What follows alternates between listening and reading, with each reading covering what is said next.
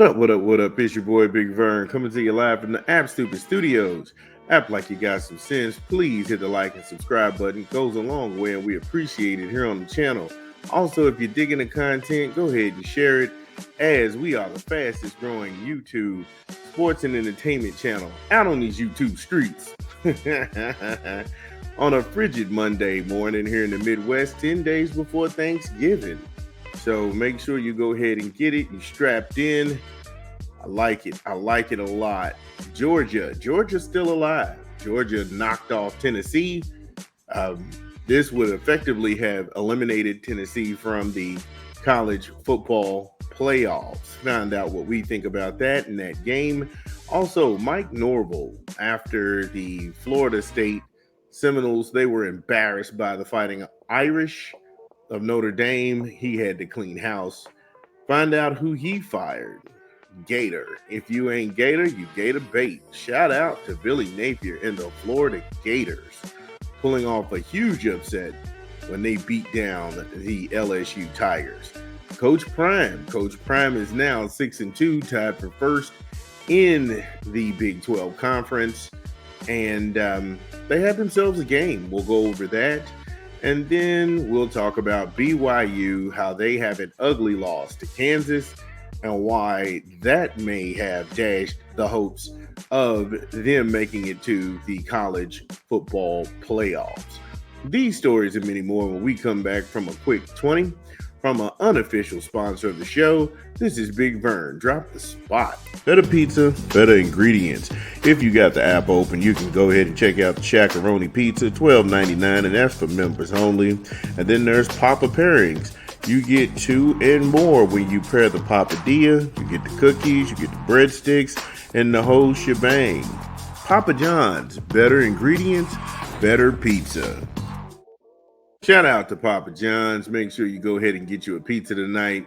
Good NBA night, some college basketball going on out there. And then also you have, like I said, Monday Night Football. So that should be pretty cool. So I'm not going to go ahead and hold you. Just going to jump right into it. In Georgia is back from the dead.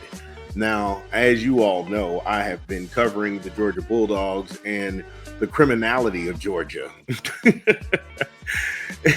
the entire offseason leading up to this.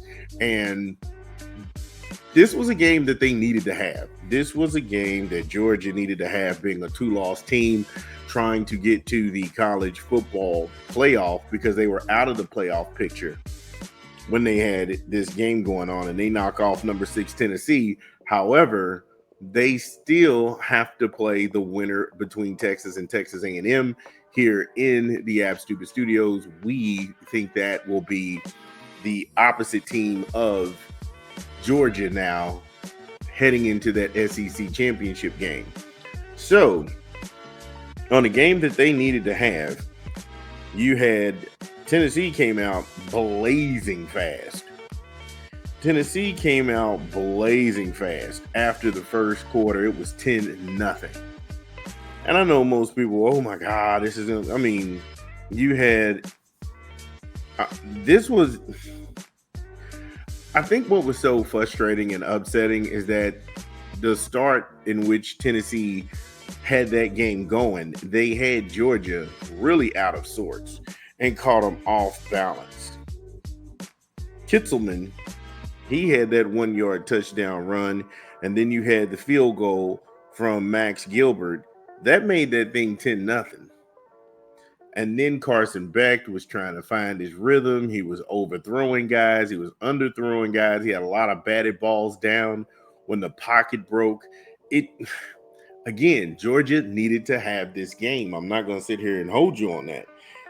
But then the Bulldogs put it together out of nowhere. Oscar Delp, he had a 9-yard pass from Carson Beck. Now this thing is 10-7.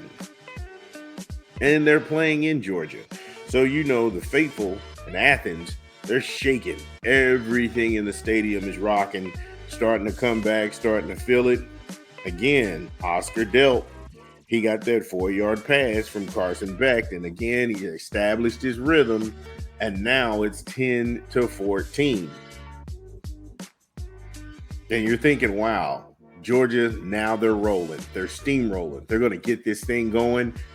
Tennessee answers. Tennessee answers.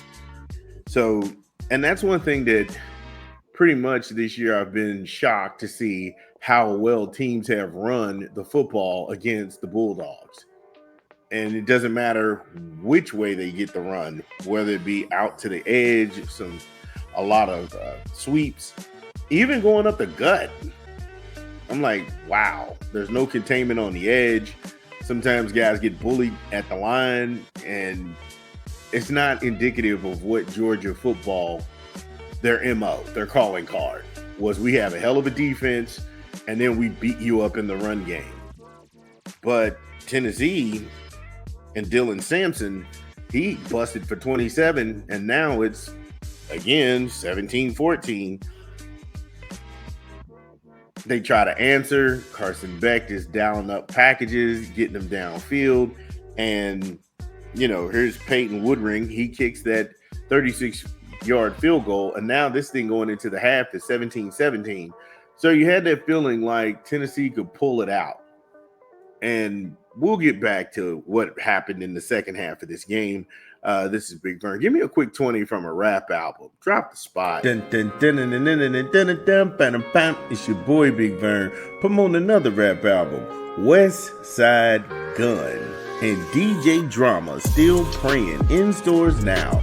Get it where you legally consume music, whether it be Apple Music, Google Play, or Spotify. My personal favorites on the track is Beef Bar, I Know Verdi, and Runaway Pieces at the Last Supper. I always wanted to do that. West Side Gun, in stores now. Yeah, shout out to DJ Drama and West Side Gun.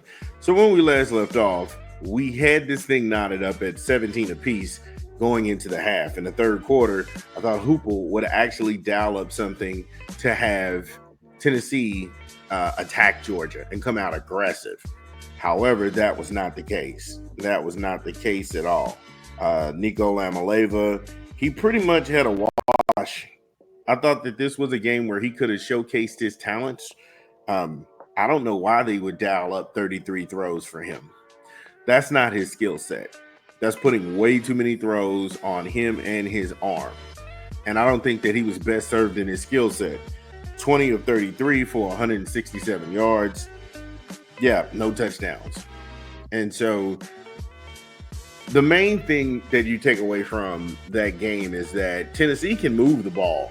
But when they get down inside the 20 and this thing starts to look like a parking lot, they make a lot of bad decisions. And like I said, Saturday was no different. That was no different. Carson Beck, he had a 10-yard run. He pulled it down, called his own number, and he's in the end zone. This thing now is 24-17. Bulldogs, they couldn't get an answer out of Tennessee. Tennessee seems like the offense grinded to a halt and died. Out of them having that huge first quarter and them actually fighting tooth and nail in the second quarter, after the half, this thing was over.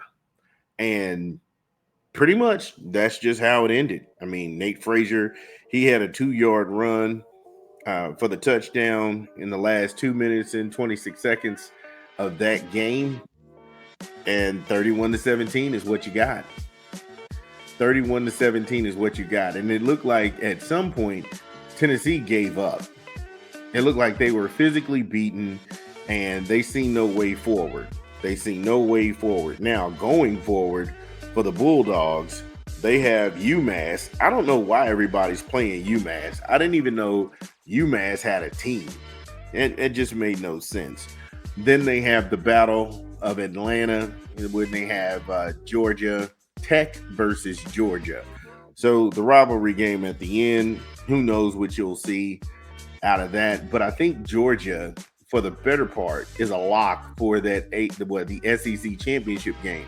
And their dance partner is going to come down to Texas and Texas A&M. So we'll go ahead and keep a sharp eye out on that. But hey, look, Georgia faithful, get in the comments. Let me know how you feel. Are you confident in your chances now of making it into that college playoff?